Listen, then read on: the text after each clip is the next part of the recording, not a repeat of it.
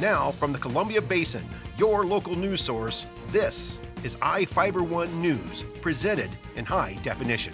The #1 source for real-time local news, local sports headlines, and our very own Weather Center forecast covering the entire Columbia Basin. With your iFIBER One News team, reporting news in real time as it's happening. From the iFIBER Communications HD broadcast studio in Ephrata, Washington, this is iFIBER One News, and it starts now.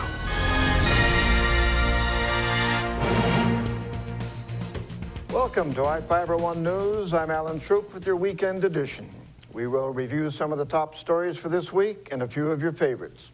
And we'll look at the upcoming weather for the next 5 days for the Columbia Basin from the iFIBER One Weather Center. Well, Santa hasn't performed his Christmas duties yet. Well, maybe he has for the Ephrata Police Department. Reporter Vivian Huang has the story. The Ephrata Police Department recently received a large donation, a Hummer from the military.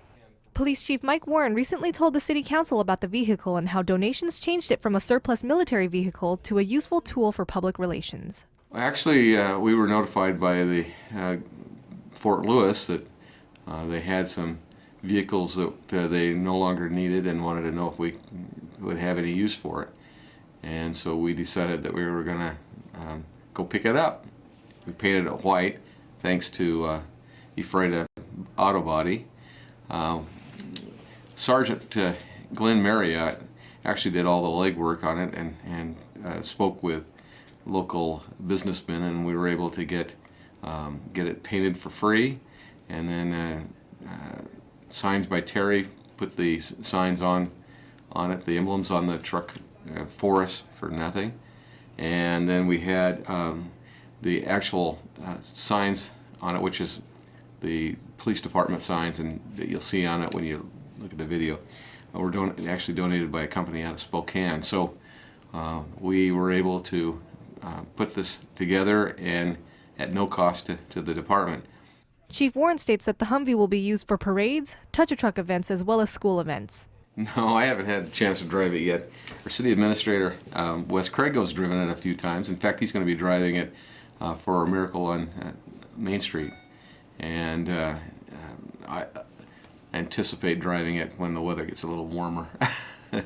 For iFIBER One News, this is Vivian Huang.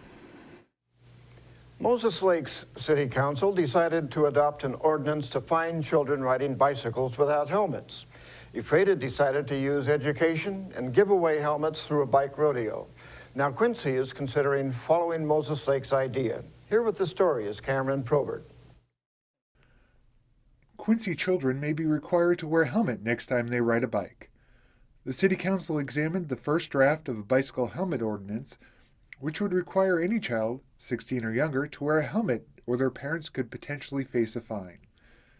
The Quincy proposal has 3 levels of penalties. For a first offense, the child or guardian would receive a warning and be given a helmet. For a second offense, the child or guardian would need to pay $15 or attend a bicycle safety class. For a third offense, the child or guardian would need to pay $15 or show they have a helmet.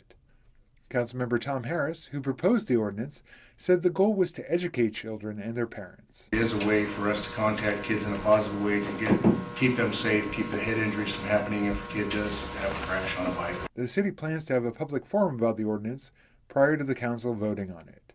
The date of the public forum has not been set. For iFIBER One News, this is Cameron Probert reporting. Each of the people you see here has warrants for their arrest and is wanted by various law enforcement agencies. If you see any of these people, the DOC asks that you not attempt to detain or apprehend them, but to call police. You can also call the Department of Corrections at 509-764-6180 during the day or 509-762-1160 after 5 p.m. We will be back after these messages with the latest from our iFIBER One Weather Center, sports, and more news.